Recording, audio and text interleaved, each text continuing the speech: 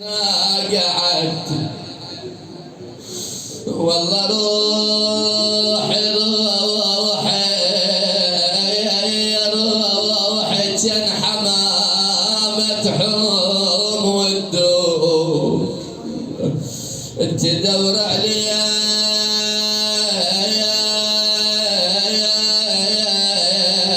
يما يا يما وين صرتي بعدني صغيرة يما ويا ابو العين بالساعة على بنيتك تركتي اجا الامام عليها اجا روحي له الفداء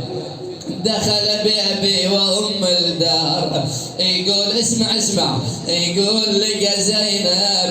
تباوع على بسمار الباب الذي كان قد نبت بصدر فاطمة. طب الإمام على ايش قالت زينب؟ قالت بويا هذا الباب بدله أنا مالي قلب يا أبويا صدق والله ما إلي أنا مالي قلب يا أبويا صدق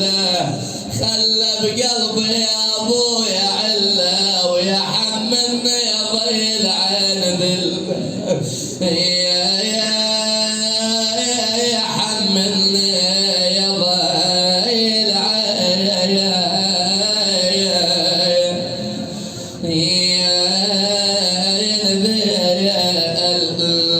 فقدت أمك وكان عندك أباك عليا وكان عندك نعم إخوتك الحسن والحسين.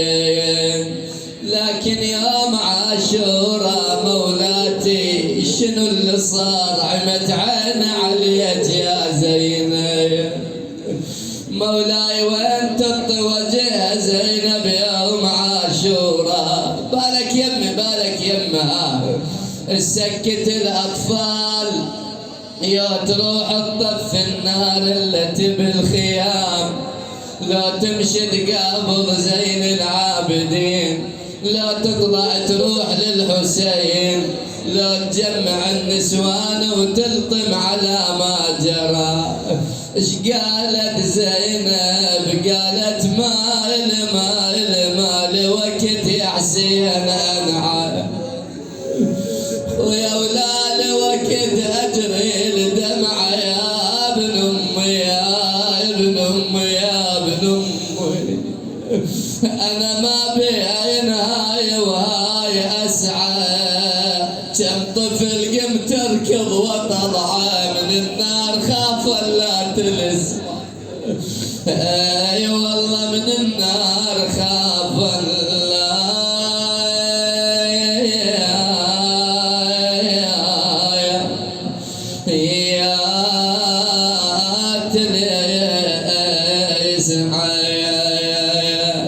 اعذرني يا مهجة البضعة اخويا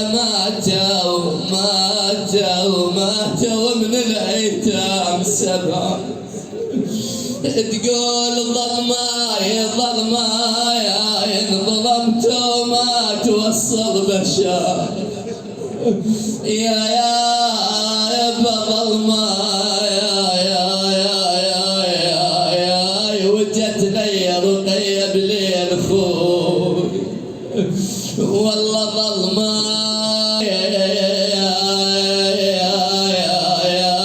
تقول عم بجربة العباس عطشان عم زينب والله عم بجربة العباس ظلماي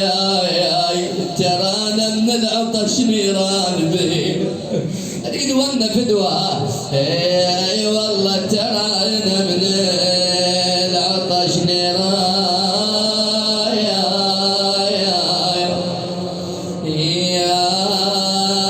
نبي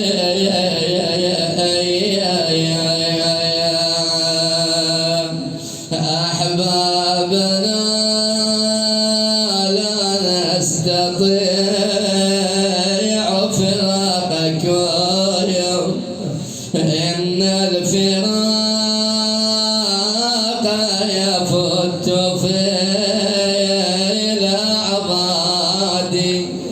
الموعد لملتقى فنسر في رؤياكم وبكم يضيء